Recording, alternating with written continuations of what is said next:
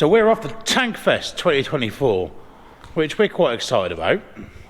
We've been before in 21, where we took our Centurion main battle tank.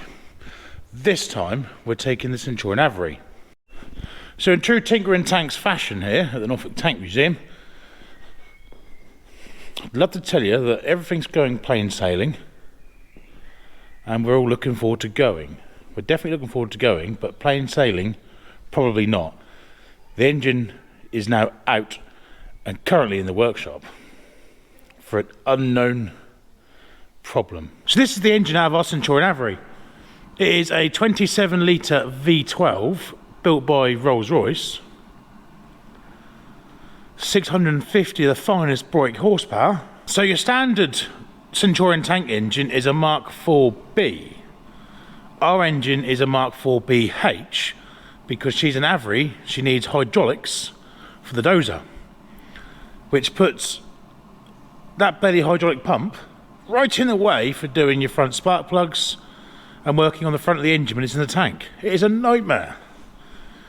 You'll see from the standard, this is our display engine, but you'll see from that, she is a Mark 4B, all that space, you can get to the carburetor, you can get to the floats, make sure the floats aren't stuck, all of that stuff. So I forgot to film this whilst doing the video that day, a couple of days ago. I've got hindsight on my side, and I can tell you that the next video is going to be quite interesting. Currently I've got all the pistons lined out on my workbench. The engine comes quite to bits to find our issue. Our first job being to remove this exhaust manifold, and that will give us a bit of an insight to how healthy our cylinders are. They're not the easiest fun to get off, because what happens is the nuts get stuck on the studs, and then you end up having to wind it all off and slowly work it across and bring it off. But they say if it was fun, they say if it was easy, it wouldn't be fun. That's what they say. I don't believe them, but right.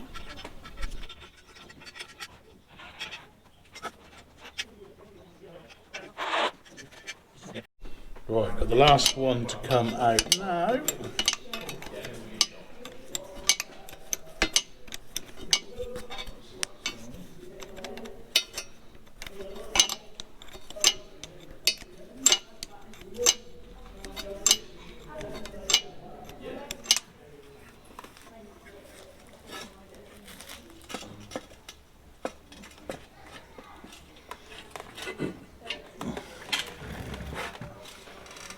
Part of the reason I wanted to take the exhaust off this engine, because they weren't really in the way for the work I've got planned out, is just to give an inspection to the exhaust chambers so we can see each individual chamber and make sure that there's not one that's particularly oily, there's not one that's particularly clean.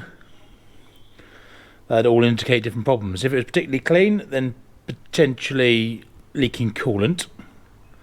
And on this engine that could only be a split liner. And if it's oily, obviously it could be valve guides, could be piston rings, etc, etc. But these are all clean. Well, these are all black, sooty. These engines runs rich, they will be sooty, but they are all uniform and the same. So I'm happy with that. The next job involves some special tools. Let me show you them. So the engine has two magnetos. We have exhaust mag and inlet mag.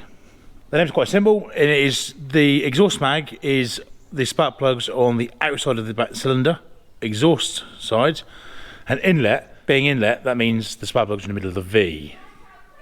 And that's where the problem lays. So I'll show you on this engine. It's kind of like fishing but for HT leads. So you go down in there with this tool and hook it on, and then undo that. Then hook onto the spark plug and hook onto that. So everything's all unbolted. Spark plugs are removed and out of the way. In theory I should be able to stick you on the tripod and we'll lift it out.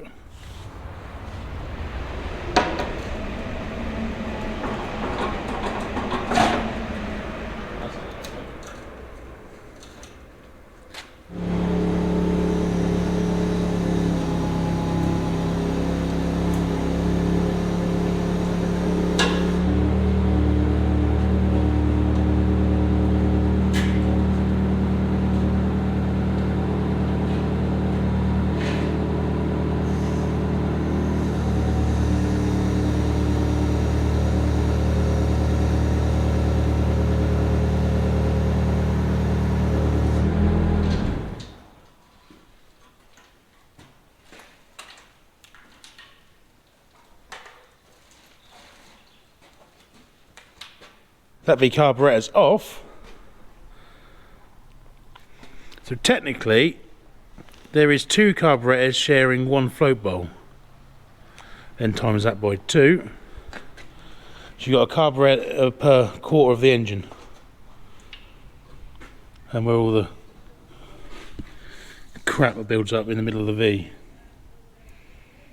Which is an issue, that does rot them out eventually. So if I'm being completely honest with you, we've kind of neglected this engine a little bit. It's had a few things it's need doing for a while, but because it's kind of always gone and always started and always ran, we haven't bothered. It's now got to the point where she don't want to start. And if it does start, it runs like a bag of nails. And obviously, we're off the Tankfest dinner. So, we want something fairly reliable to go with. There's a few things that need doing, which led us to take the engine out.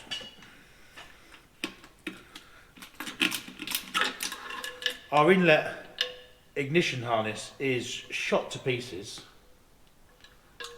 I'll do some close-ups. Where years of standing on it, that's not us standing on it, it's done when it was in the military, I believe. Both sides are just, the mags need doing again. I give them a little bit of TLC the other week. That ain't enough. They need a proper strip, a proper clean, and a proper going over. I don't have any spare new ones. I've got stacks of old ones, so we shall make that work. And it'll be a good Tinkering Tuesday video. Rebuilding a mag properly, stripping it down, building it properly and setting it up properly. Not just spinning it on a drill. Now this engine probably is one of the highest hours meteors in civilian hands still in a tank. It was fitted to the Centurion in 1985, still in the military. She went to the first Gulf War. My father purchased it in 1995, seized. He unseized it without taking the engine out. She's never been out of the tank, this one. So it is due a bit of TLC. But because it's always worked, it's always been, well, we'll do that next time. Something else broke or something else high priority. But finally, it's her turn. So for Tankfest, we're going to do the engine, we're going to do the fuel pumps, we're going to do mags, we're going to do valve timing. Meteors are known for wearing out valve gear. So you'll be the first to learn what condition that's in this video. Oh, you know already.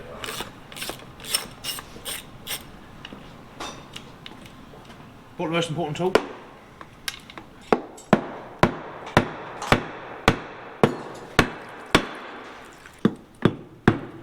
Yep. Right then, Josh, you get your side. Hey, whoa.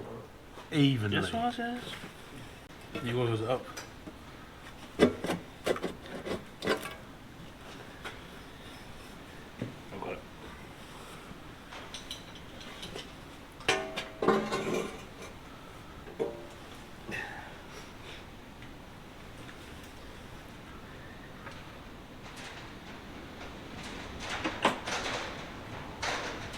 Looks pretty good.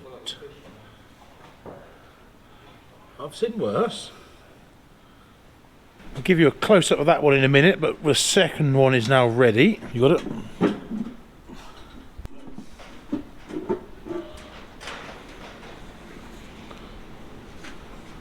Squeeze behind you.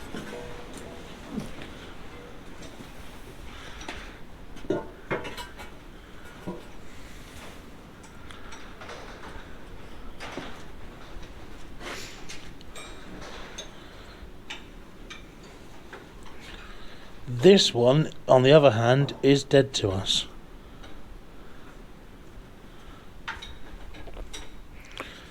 There is rust pitting on the lobes. You can see all this corrosion on the camshaft. And our tappet gaps, particularly on the corrosion parts, are massive. Important thing when doing engines, when you're setting up tappets and stuff on an engine, is don't just set the tappets. Measure them, find out what they are currently. So if your tappet clearances are tighter than what they should be, your valve seat and your valve wearing allowing the valve to come up, If the gap's getting bigger, in this case, is the camshaft and the pads are wearing on the rocker arms. Our next step in going to be the next video is going to be,